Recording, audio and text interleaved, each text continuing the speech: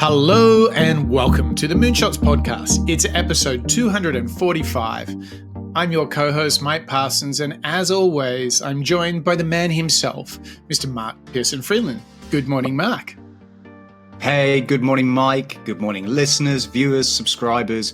Once again, we are bringing an absolute powerhouse of an individual, of a book, of a set of lessons to you, our consumers and customers and viewers and listeners. Mike, before we reveal, and for those viewers who obviously have the picture of the cover behind us already know, this is bringing to the end of our sports individual mindset series. I think we're going out with a bang, but I think this is kind of a sad moment as well to a certain extent for me, because we've found such rich insights and key takeaways from all of the individuals that we've covered on this series. I think it's been wonderful. Well, Mark, I might say, to build on that, I don't know if we're going out like warriors or bulls. That's it. Because listeners and viewers, we are digging in this week to Steve Kerr's A Life. Now, Mike, we've obviously covered a little bit, only references perhaps for those eagle-eyed viewers and listeners. We covered Steve Kerr a little bit on the show based on last week's episode with Phil. This week, we're actually giving a little bit more attention to this amazing NBA, not only player, Mike, but also coach, who's won not one, not two, but I believe it's 8 NBA titles while being a player and or a coach. This is an individual who has crossed over that barrier, which I think is we're going to find out today, Mike. Only a few people have really successfully done, along with Phil. That's true. So crazy things here. Steve Kerr, currently the coach of the Golden State Warriors. Also, when he played basketball, he played with a few interesting people, didn't he? Other than Coach Phil Jackson, who we just did a show on. Who else did he kick around with, Mark? Somebody called Scottie Pippen, somebody called Michael Jordan, just a few of the biggest heavyweight record scoring and title holders within the NBA space. It's small really, company, really. Yeah, yes. A humble company. But I think the point here is we can learn from someone who has succeeded as a player and as a coach, really in an unrivaled way. What's also really cool is whilst he was coached by Phil Jackson at Chicago, he's gone on to make his own style of leadership and of coaching. So this sports series has a perfect end to somebody who is coaching the greatest player of our time, Steph Curry, in the NBA. And he played with the greatest player of the previous generation, which was Michael Jordan. So much to learn, because sports is a beautiful metaphor for our lives, whether it's personally or professionally. And if you're looking for perhaps a less ego-driven approach, then Steve Kerr is exactly who we should study. So I can't wait to dig in, Mark. Where do you want to start? Well, I think, as you've already mentioned, he does have his own style of leadership. So let's kick off from hearing from Steve Kerr himself. Tell us, and actually tell Stanford Business School, a little bit of how he wants to go into leadership and create his own blueprints. How would you describe your style of leadership in your own words? I think I lead my team a little bit like I raised my children. My wife and I did that together, and we always sort of gave them a lot of rope, but they kind of knew they were responsible for that freedom. And so I believe in the same kind of leadership with the team. You can tell by the way we play. We're pretty fast-paced. We're risky. We shoot a lot of crazy shots, especially Steph and Clay. But I believe that the freedom that they have makes them play more instinctively, and that ultimately, when you're coaching a basketball team, the players, it's their team. And so you have to give them the team, but give them the blueprint for how it's all going to work. Right. And once the culture is set and the idea is set about what we're trying to accomplish, you kind of let them go, and then you just rein them in when you feel like you need to rein them in. Right. So I would say that's kind of my style. It's their team, Mark. I think that was the key thing. I think it's so tempting, particularly, I mean, imagine if you were a player who ascended to the greatest heights playing alongside Michael Jordan. You've got your own championship rings. And then you have to find the humility and the absence of ego to say, no, this is going to be their team, not my team. And I think when we study great sports people, we can see the temptations that we all face. If we've had some success in one place, we kind of want to swagger on into the other one and say, hey, let me tell you how to do a thing, right? And so we learned with Ryan Holiday that ego is the enemy. You know, if you get too proud and if you're too full of yourself, try and make it your team instead of their team. I mean, what we're seeing here is Steve is almost basically like, guys, this is all yours. I'm just going to be kind of facilitating around the edges, but this is yours. And what he, I think, sets up for us is this sense of freedom that the players are given also means that they're responsible, but I think it allows them to naturally play to their natural born strengths. Like it's the most pure and natural form of coaching. He's not trying to drill into them his formula. He's very much saying like, guys, this is your team. We're going to play your formula. I'll like help set a few things up here, but I'm going to put you guys in the driving seat. And because of that, they feel freedom, responsibility, and can play as purely as they want. I think this is really powerful because it shows you how he's distinct from Phil was very much about the Zen. Steve is very much about selflessness, openness, and putting the ownership back onto the players. Mark, I mean, there's a lot we could take. If we go from the basketball court to the boardroom, we can instantly see how we could use this, right? Yeah, not only to the boardroom, but even, you know, as Steve calls out, parenting, you know, any sort of situation where you are in a position of, let's say, managerial power, so to speak, it would be very, very tempting to rest on the accolades that you've received, you know, in this case, Steve's accolades, and say, hey, guys, I know best. I know how to do this. I've done it before, so you all need to copy me, rather than leading from a little bit, as we found out in the Phil episode, from behind the scenes, so to speak. You know, he's very clear with the intention of being a coach in this regard from Steve. You are there to set that vision. You are there to set and create this blueprint for the rest of the team to go out and do. I think you're right. Within the business space, within parental situation, rather than telling your colleagues, your teammates, your kids, hey, this is how you've got to go and do it, that's most likely going to open up ideas of resentment.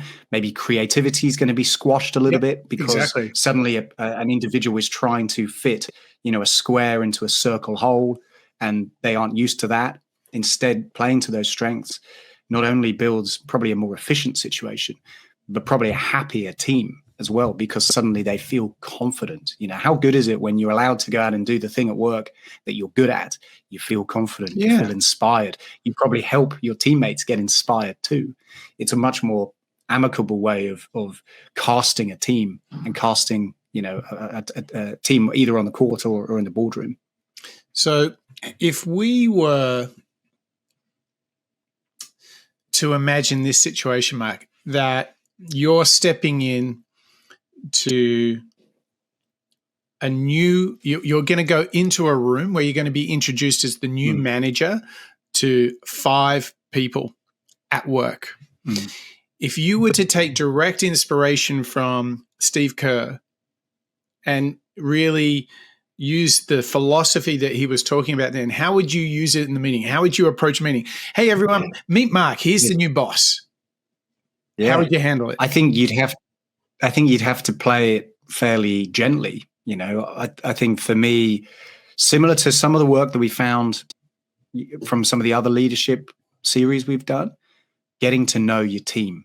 You know, I think very much in line with what Phil was was leaning towards, but with a more Zen angle, as you've pointed out, and very much where I think Steve Kerr goes as a coach getting to know those players and understanding what their strengths are comes from not only, I think, talking to the team, understanding what motivates them, what are the things that keep them up at night, what are the things that they're nervous about when they're on the court, and the type of things that might put them off, distract them in moments of high pressure.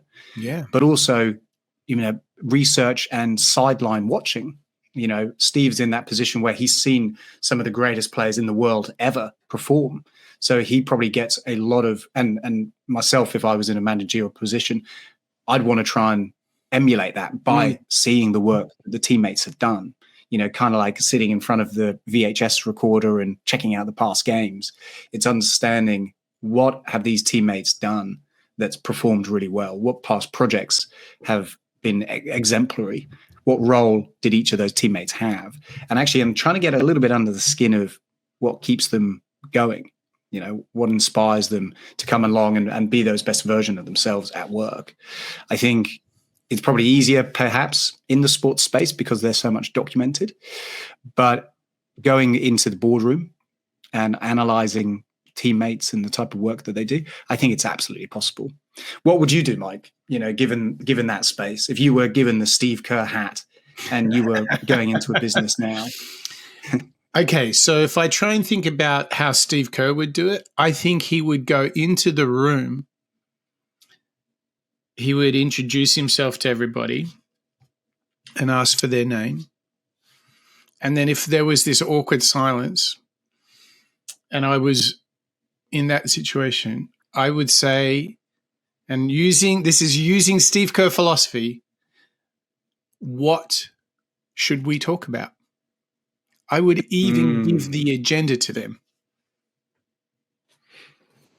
Interesting. Really give them the control. Yeah, because he's all about giving them the team. So what you can do is give them the agenda of the first meeting. Like, let's live this out as fully as possible, right? I'm not even going to try and say, I think we need to talk about these things. What do you guys think? I would, even as good or nice as that may be, I would say, what should we talk about? Yeah. And if they're still quiet, I'm saying, right. Well, surely there must be some questions on your mind, maybe some concerns. Let's talk about that. Wherever you want to go.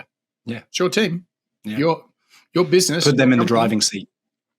Yeah, I think because, as you say, he's the guy behind the scenes. Yes, he's the blueprint creator. And I think what we're fighting against here is the temptation is not giving into the desire. Oh, I've got to look like I know what I'm doing. Right, guys, I've thought about it. I've got a 10-point agenda, and we're going to talk about all these things, and then you're going to do these things, and you're going to do those things, because that can be the temptation, right? But if you it can be the temptation.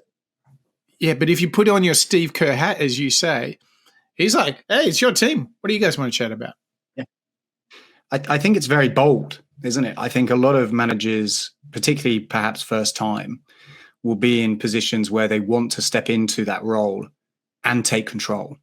They want to come in and demonstrate, hey, you've made me the coach. You've made me the manager. You've made me the leader for a reason. Let me show you why. And I think it's really refreshing, actually. The more that we dig into Steve Kerr, the more refreshing it becomes, because he had so many accolades, because he had so many records, and he played with all these great players. The fact that he didn't come in and immediately lead like that is a wonderful demonstration of that character, because he's able to come in and allow them to be the stars, allow them to be the drivers of this. And if you go back to Patrick Lencioni's underlying pillar of his pyramid of teamwork, it's trust. So you're already creating a trust moment, because people are forced to come to the table with what matters to them. And if they can talk about that with this degree of safety, they're not shot down, they're not criticized, they're actually heard. Like, can you imagine throughout the course of that first meeting, if nothing else was achieved other than each of your team members could speak and share a question that really mattered to them, and it was discussed as a team, and nobody was criticized. People were open to possibilities, and the meeting just ended like that. You've already started to create the team. You're already being the coach that lets the team take the ownership of the team. Pretty strong stuff, right? You're setting that precedent. Amazing stuff. Already straight off the bat. We've only had one clip, Mike, but clearly we can talk about Steve Kerr all day. We can also talk about our members all day because they're pretty awesome as well, you know. Yeah.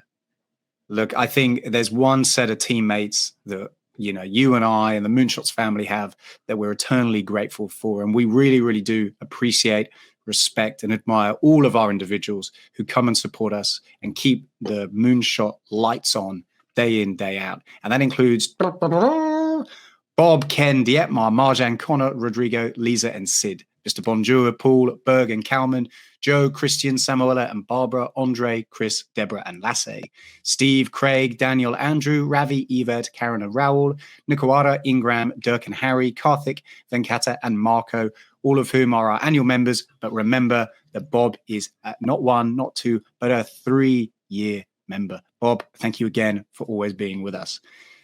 Hot on those heels, Jet, Roger, Anna, Raw, Nimalen, James, Diana, and Wade, Christoph, Denise, Lauren, Smitty, Corey, Gayla, Bertram, and Daniela, Mike, Dan, Antonio, and Vanessa, Zachary, Katie, Austin, and Fred, Lorenz, Jez, and Ola, our brand new members. Guys, thank you so much for coming out of the bat straight into the Moonshots family, keeping our lights on.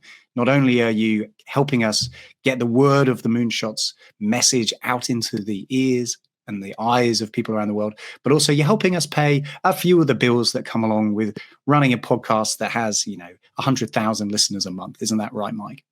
It's pretty awesome stuff. And you remember last week I got all excited and looked up when Bob actually joined. Well, I thought we could continue this little segment, and let's do two people, two of our great members who joined in September of 2021. That's Dietmar and Ken. So they've been with us for many, many years.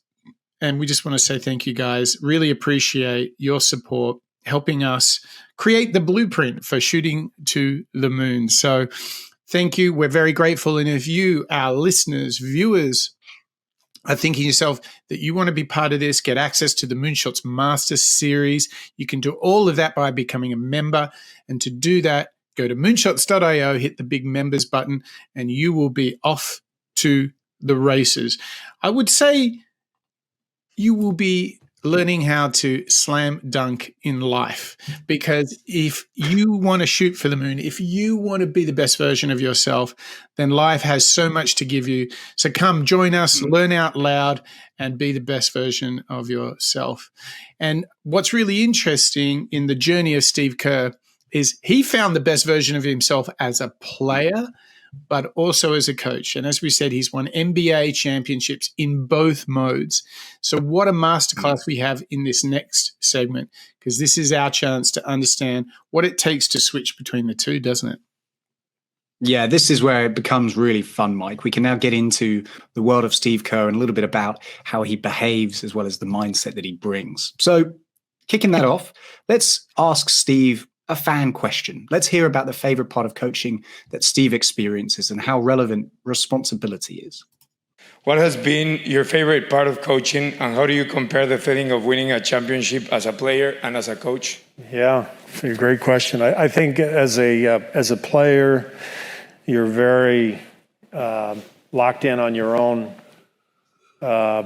game, your own routine, and as a coach, you're thinking about everybody else, and you're trying to help everyone. So actually, I found winning the championship as a coach was even more gratifying than as a player, because you've put in all this energy into the whole group, and you see everyone, how happy everyone in the organization is. And when you're a player, it's an amazing feeling too, especially with your teammates. But it's more insular. It's more, you're just locked in on your own routine day after day. And coaching is, you feel responsible for everyone. What a fascinating insight. We didn't get this from Phil. Phil had also won championships as player and coach, but it's really interesting to see that for someone who played with Michael Jordan and made winning shots and achieved great acclaim, Steve Kerr did those things. He's got the multiple rings as a player. Can tell you that as a coach, it was even better. And I think that goes to the satisfaction and fulfillment that we as humans feel when we help others. Yes. And I believe this is a massive insight into coaching and mentoring, because I personally would have to agree, like the chance to spend time with people and help them develop, learn new skills, guide and foster and help them build confidence, help them build new capacities is so fulfilling. Like you just feel good about yourself because you helped others. And I think that's really interesting that as people in our professional and personal lives, if we get into that coach, that mentor mindset, actually it can be extremely rewarding. And I think this also helps us see that the ego is the enemy. Don't just focus on being the superstar yourself. Take the same energy and give that to helping others unlock it in themselves. And we saw this direct admission from Steve Kerr that it was more satisfying than winning with Michael Jordan, something that we all would be amazing. Isn't that crazy? I think you've actually hit the nail on the head, Mike. I think it comes down to that desire and motivation that Steve Kerr has with regards to celebrating and cheerleading others. You know, I think it's a really interesting clip, that one, because you get to see a real behind the scenes peek at how an individual reacts to winning both. You know, as a player, he mentions being secular, a little bit more internal. I think that's down to the practice, the satisfaction of doing your best work on the court and supporting, you know, everybody around you to help you get to that point. So I think that's interesting to hear. And I think as a teammate and a colleague, that's probably how a lot of us see the success of a business. You know, when the business has a great year, we all sit back and say, oh, well, you know, I worked hard. I'm pleased that it got to that point. The difference then, when we hear that from a coaching or a leadership perspective, I think you're much more ingrained. You're personally invested in time. You've really considered all of the cogs. You're kind of like the engine that keeps everything moving, aren't you? Yeah. Making sure that people are playing in the right position and so on, both on the court, but also in the boardroom. Yeah. And I think that's a really interesting, unique clip, actually. We've probably never heard from a business leader, let alone a coach or a sports star, be able to reference two totally different mindsets and approaches and how they had to cross over from one to the other, but still maintain the ability to look back at the other and compare. Yes. You know, be able to look back and say, actually, this one feels better because of the difference and the shift that I've had with getting to this point. So you could, it's very unique. Yeah, it is. You could take this and think about like a work construct. And if you think about the earlier parts of your career, you're like sort of an individual practitioner, the player. And then all the things that you do, like personal responsibility, learning skills, creating value. And then at some point, someone says to you, oh, you're so good as a single individual contributor. We now want you to manage other contributors so they do well. But what Steve Kerr is teaching us is that everything changes. In fact, if you look at it, a lot of people in the workplace who get made managers are terrible managers because they should just be a player, not a manager. And what happens is they try and use techniques that worked for them as a player in the metaphor situation, in the manager situation. So what happens is, as a player, as an individual contributor on a sports field or in a company, you're very much focused on your routines, your health, your stretching, your performing, you knowing your work, delivering your deliverables, right? But it starts with understanding people if you're a leader. If you're a coach, it's all about understanding the different players, creating an environment where they can take ownership. It's not about you. So your circle of influence changes dramatically. and your attention to the things around you, the externalities, the social drivers, as opposed to, do I know how to do a thing in a spreadsheet? Do I know how to hit a ball in a particular way? And I think this insight is really powerful. So for all of our viewers, listeners, and members, when you make a transition from an individual contributor to a manager in whatever part of life, maybe it is with sports, maybe it is in the office or at home, you have to remember that your whole mindset needs to swing into, okay, this is all about them, facilitating an environment, creating an agreed agenda amongst everyone to take ownership. And Mark, this stuff is tricky stuff, particularly if you're like, as an individual athlete, all I have to do is train harder, go faster, stretch more, eat better, sleep better. That's all within your control. Yeah. And then that same person then has to like help someone unlock a new way of thinking, create trust in the team. All these things are outside of you. So your circle of influence is radically changed. So it's a completely different game. And I think we saw that from Steve. But it's worth it, right? It's really worth it. It's worth it, not only from that success and accolade perspective, you know, as we've heard, you know, about Steve, we know how successful he's been as a player, as a coach following being a player. I think what's interesting that we've now heard from Steve there is the fact that he got a lot of satisfaction from it. You know, it's that challenge, you know, this growth mindset. I think we're starting to maybe see this coming through. As you were just pointing out, Mike, the different skill sets, the different patterns, the different circles of influence that a player might have, then need to get rewritten. Can you imagine how tricky that would be, particularly if you're super successful and you've got, you know, 5 rings already, and you're then going into a situation where you're being told, or sorry, not being told, but you're challenging yourself to take a step back and not necessarily drive in the way that you're used to then go out and see almost the same level of success in that way as a coach. It's wild to me. It's an amazing demonstration of somebody really being absolutely able to change. Yeah, like self-aware, totally. All right? Because that's why you see so many sports stars being terrible coaches. Yeah, I think you're right. Because they're using the same patterns that they were used to as players. Likewise, if a bad manager's in a situation, it's because they're still using the same rule book that they had as a colleague, as a teammate, as opposed to a people leader. And if you think about one of the greatest temptations, if you've known success as an individual contributor or as a player, and then you become a coach, one of the great temptations would be to like, hey guys, I know it all. Yeah. So it would be so easy to do and so tempting.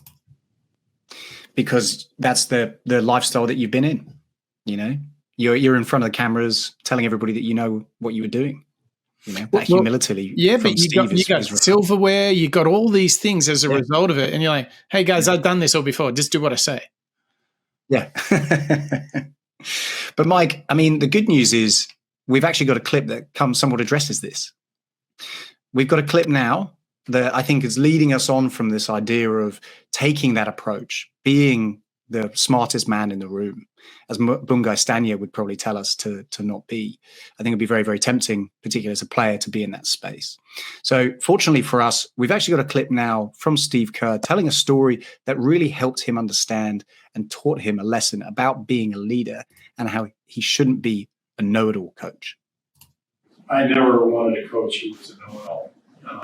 And one of the things that was pretty common with the best coaches that I played for was it was a collaborative effort. Last night we had a great moment with 3 seconds left, or 2.5 seconds left after Steph made the shot. We had a couple timeouts left, so we let them come out. Orlando came out, set up their play, and then we called timeout. We wanted to see what they were set up, and we have scouts who look at all this stuff, and our scout who's right behind the bench yells to me, "You're going to Tobias Harris. You're going to go to Harris." So we kind of tried to figure out, what they were going to run. I diagrammed to the team. I said, I think this is what they're going to do. They're going to go into Harris, but they're going to circle this guy, and then this is the play they ran, whatever. And Leandro Barbosa says, "Coach, put Bogut on the ball." put Bogut on the ball. And at the time, we were going to have Harrison Barnes on the ball because we were going to switch everything. And because we had 5 guys who were all the same size, we were just going to switch everything so they couldn't set screens. And Barbosa says, put Bogut on the ball. So, you're right. We put Bogut on the ball. Bogut jumps like crazy. They can't inbound it. And, so that was one of the things I told the team after the game. I said, LB wasn't even in the game, but he reminded me we should have Bogut on the ball. That's how it should work, right? It's a group effort. And I think players appreciate that, and they see strength when coaches do that rather than weakness, because nobody has all the answers. You want to empower all your players. Nobody has all the answers. Be open to advice and ideas from others. I mean, what is so great about that? This is a guy that's won 8 championships, and he is freely admitting that he had nothing to do with the winning play in the game. He's like, so I had this scout told me to do this thing, and then another coach told me to do this, and we did it and we won. And he's like, yep, absolutely zero to do with me. Right? He did not pretend to have all the answers. And what he was alluding to is actually when everybody's contributing to the success, it actually makes everyone feel even more confident in each other because of everyone's contributing. I mean, think about this. How many times do we see those really dictatorial leaders leave a business and the whole thing falls apart because there is only one leader? Yeah, I think you're totally right. That happens a lot, And I think when we hear this story, this admission from Steve, and he has that awareness, as we heard at the end of that interview, he has the awareness that actually the team perform really well and react really well to this approach, this style of coaching and leadership, being open, collaborative. They're able to raise, different points of view. Suddenly, I think you're right. You're hearing from a coach who's, remember, not only a coach, he's been on the other side. He's been in their position in the past. Being able to, again, be in that situation and say, oh, you know what? Okay, cool. Take a step back. It's, again, refreshing. It's, again, reminding me, Mike, that to be an individual who empowers people to success, you don't have to rule with an iron fist. You don't have to be the loudest or necessarily the smartest, perhaps, person in the room.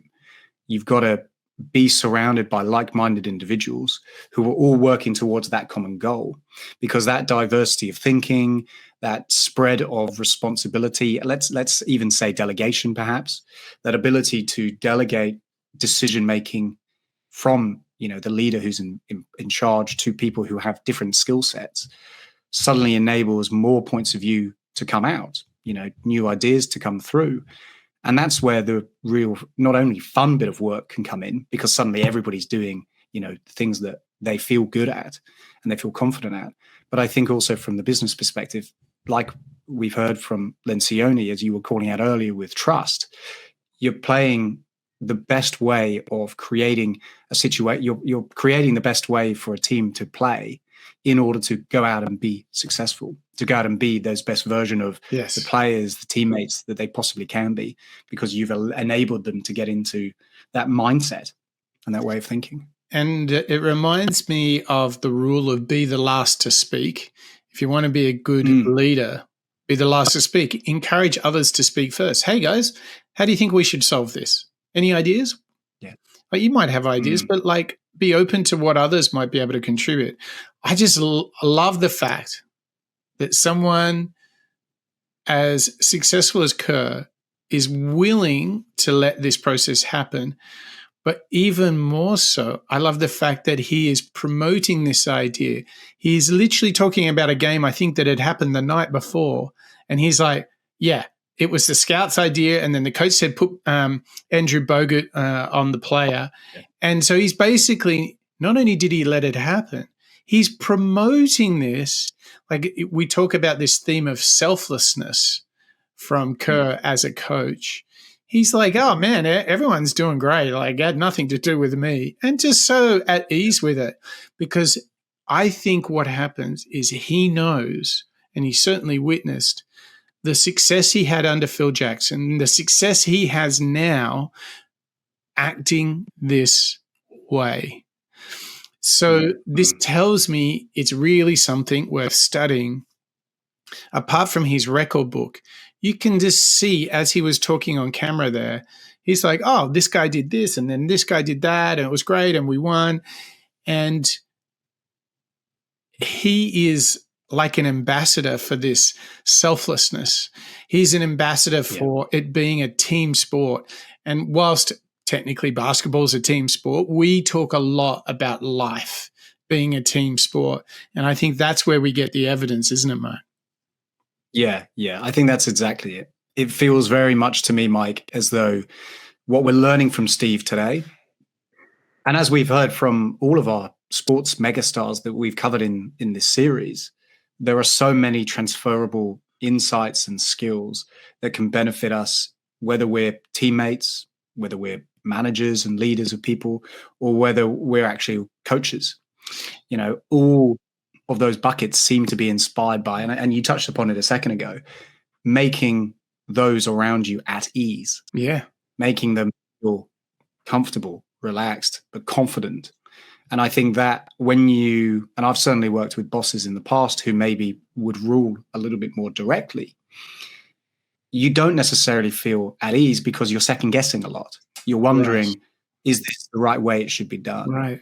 And to be, whether that's a player on the court or whether that's an individual in the boardroom or behind a computer, that feeling, you're not at ease. So I don't think you can ever achieve that best work until you do. Mihai Csikszentmihalyi with flow, all of those elements and those practices that we've learned are completely transferable onto the basketball court, as we've learned throughout the series. And I think you're right. This element is a total extension of that. Yes. You have to create the ability for those teammates and those around you to feel confident and at ease with what they do. And that just comes down to really understanding them as people and understanding how best to enable them when they're trying to go out and perform. Totally. It reminds me of, totally one breath, one mind, one team was that thinking that we got from Phil. But here's the interesting thing is that Billie Jean King, who played in a solo sport, was talking about, I'm not just fighting for young girls. I'm not trying to help just young girls. I'm fighting to help everyone. And she didn't see it as maybe as singularly as others did. She's like, in order to be the best version of myself, Billie Jean King is like, oh no, I'm helping everyone. Yeah. And so this is really interesting that how sports is teaching us about discipline. It's teaching us about teamwork, but actually the true greats are all revealing to us that this humility to serve others, even if they're in a single player sport, it's still about helping others. That, I think, is so perfect for how we should think about our performance in a professional place, like a business, or how we contribute to family and to friends, right? Because you can be a giver, not a taker in all of those areas of life. And for sure, if it does so well on the basketball court or the tennis court, I'm sure it's going to do equally great in the boardroom or at home too, right? Yeah, I think you're totally right. And again, it's this idea of growth mindset. The idea with Kobe and the Mamba mentality was getting better each day. So the awareness that you're always capable of improvement. Like we're hearing from Steve here today, this idea of not coming in knowing that you are the holder of so many accolades, not coming into a boardroom and knowing that you've perhaps got the most experience, the most, recognition, but instead coming in with that humility, that ability to be a teammate still is really interesting. It's been a fascinating process, actually. But Mike, we're still not quite done with old Steve Kerr, actually. Oh boy, I think this might be the classic one of we've left the best till last. Yeah, I think you might be right, because as you can hear and see, listeners and viewers, we've got so much to learn from Steve Kerr. He's clearly an inspirational leader as well as player. And what we've already heard from a couple of these different clips is his ability to motivate. So let's hear now from Steve again, demonstrating now a little bit of, perhaps, should we say, behind the scenes action, actually, Mike, about how he motivates his players. Yeah, let's just pause there for a sec. I think we just need to set this up a little bit. So this is particularly important for those who can't see this. This is Steve Kerr talking to Steph Curry on the sideline during a game. And I won't hold you back anymore, Mark. You can unleash the clip. This is special. I'm going to show you. That's your shooting totals. That's your plus minus. All right? So it's not always tied together. You're doing great stuff out there. The tempo is so different when you're out there. Everything you generate for us is so positive. It shows up here, not always there, but it always shows up here. You're doing great. Carry on, my son. I would love to feel whatever the hell you're feeling right now, just once in my life. For me, like, if I went like 5 for 6 and made 4 threes, that was about the best I ever did. Love it. One of the things I love about you is you're like 2 for 11. No hesitation shooting a 60-footer. Nobody in the league does that. You have so much confidence in yourself. And within games like this, you turn it around like that. It's awesome. Amazing. Wish I had your confidence. Pop was like, my mentor. He would always tell us in these situations, it's supposed to be hard. Are you kidding me? Congrats to you. I mean, where do you start, Mark? I mean, so this is one of the greatest coaches who's easily one of the greatest players in his role, Steve Kerr, right? So he was a great three-point shooter, and he's coaching Steph Curry, like one of the greatest of all time. And that, to see behind the scenes how he talks to Steph Curry. I mean, one of the things that's so nice about it is it's a reminder that we all need kindness and support from others, even if you're Steph Curry. I mean, that's one takeout here. He still needs to be told, hey, you're doing all right, man. You're doing good.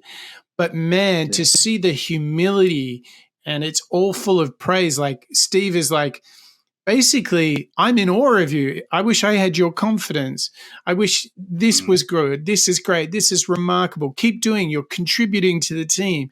Like the effort that he's going to lift up Steph Curry is tremendous. And I think what a privilege to see how the best of the best support each other. I mean, amazing, Mark. I loved one of the sound bites there where they've obviously won and Steve's response is congrats to you. He's very, very specific at saying to the player, this is your celebration. Well done. Yeah. What a unique leadership behavior to turn the success and the accomplishment and put it entirely on the people that were there, that were doing it. Obviously we could never say that Steve wasn't behind the scenes having very influence. Important, right? Very important, key, essential. Because it's so wonderful. Can I stress a fact, just that for one thing, is the season before he started coaching, Klay Thompson, Draymond Green, Steph Curry, Barnes, like the core unit team they already played together at least one full season, right? Steve Kerr turns up, and in the first year of him coaching, they win. Same guys. So you get a before and after snapshot. It's not like, oh, Steph joined when Steve Kerr. No, Steph had been playing for them for years. So that's the ultimate proof that something special happened when Steve Kerr turned up, right? Yet he still puts it back to them. Thanks to you. I love it.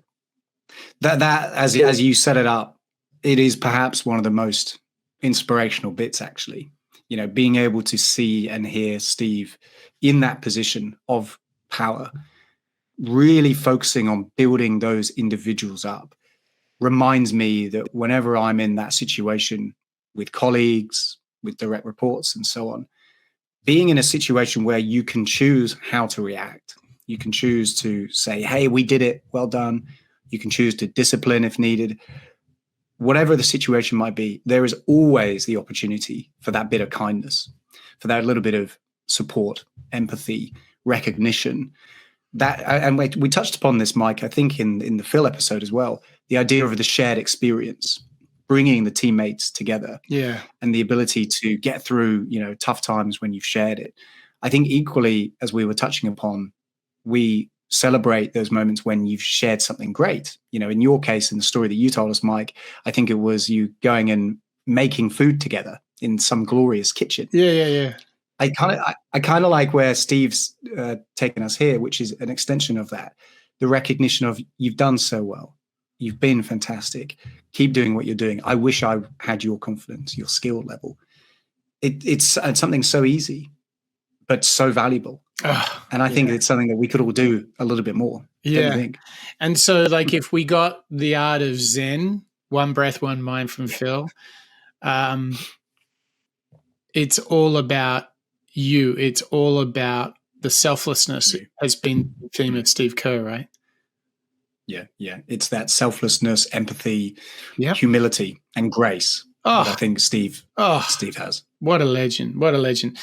And just if our listeners, viewers, and members hadn't worked out, I am quite the Warriors fan, having lived in the Bay Area for a long time. But man, he is quality. And just talking about Bay Area coaches, there's a guy called Kyle Shanahan who coaches the San Francisco 49ers. Quite the coach as well. So let us know if you'd like us to do a show on the 49ers, because they are one crazy team out of the Bay Area as well. But Mark, what is the homework assignment? Learning from the man who puts others before himself. What gets your attention next week? Well, you know what, Mike? I think the idea of motivating others, being selfless, being able to really call out and recognize other people's achievements, as well as the effort, I think is the key thing for me. I think the idea of coming in and wiping the slate clean and not having any ego is essential. But actually, from an actionable perspective, I think the inspire others piece might take it for me this week. Ooh. What about you, Mike? We had some great lessons here from Steve. Yeah, I think don't be a know-it-all, because it's very tempting to use what you know as your authority rather than the service to others. So yeah, I like that one. Yeah, great lessons, amazing inspiration from the legend, Steve Kerr. Oh, yeah, absolutely. Well, Mark, thank you to you, and thank you to you, our listeners, our viewers, and our members too. Here today, we studied the work of Steve Kerr and his book, Our Life, on show 245. That's right, that's quite a few shows. And it started with the idea of getting to know the team. In fact, giving the team back to the team so that they could play your blueprint. And it really does start with this journey towards not only taking responsibility for yourself, but transitioning to take responsibility for others. And as you go on that journey as a coach, don't fall into the big trap of trying to be a know-it-all. Always be a learner. Always have a growth mindset. Do that, and you'll be a great person and a great coach too. So all of these things will help you on the way to being a best version of yourself. And you can do that right here and learn out loud together on the Moonshots Podcast. That's a wrap.